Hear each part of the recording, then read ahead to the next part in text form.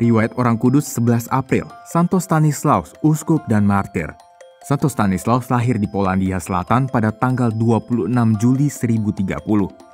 Ketika itu, ibu bapanya sudah memasuki usia senja. Boleh dikatakan Stanislaus adalah hadiah Allah kepada kedua orang tuanya yang tidak kunjung putus berdoa untuk mendapatkan seorang anak.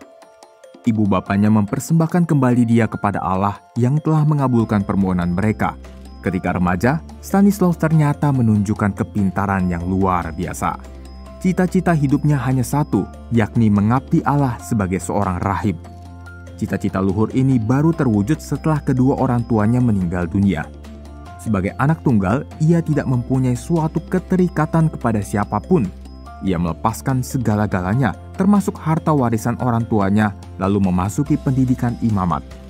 Ia ditabiskan menjadi imam setelah menyelesaikan studinya di Gniezno, Polandia Barat. Dalam karyanya, ia terkenal sebagai pengkhotbah ulung di Katedral Krakow. Kerajinan, kesalehan, dan kepandaiannya membuat dia sangat berpengaruh di seluruh keuskupan Krakow dan kerajaan Polandia. Akhirnya pada tahun 1072, ia ditabiskan menjadi uskup di kota Krakow atas restu Paus Alexander II.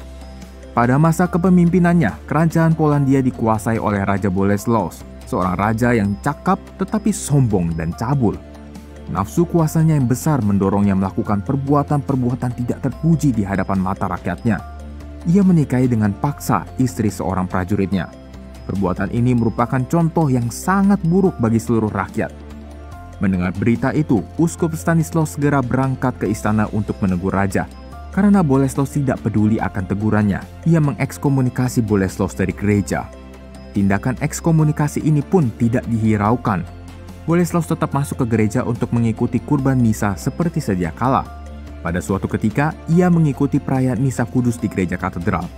Ketika imam, pemimpin misa itu melihat Boleslaus ikut serta dalam perayaan itu, ia segera menghentikan perayaan dan meninggalkan altar. Boleslaus marah dan dengan pengawal-pengawalnya segera mencari uskup Stanislaus yang mengekskomunikasinya. Mereka menemukan dia di kapelnya. Stanislaus yang sedang merayakan misa pada saat itu ditangkap dan dibunuh dengan kejam. Peristiwa naas ini terjadi pada tahun 1079. Stanislaus dikuburkan di sebuah kapela dan pada tahun 1088 dipindahkan di gereja katedral Krakow. Ia digelari kudus oleh Sri Paus Innocentius keempat pada tahun 1523.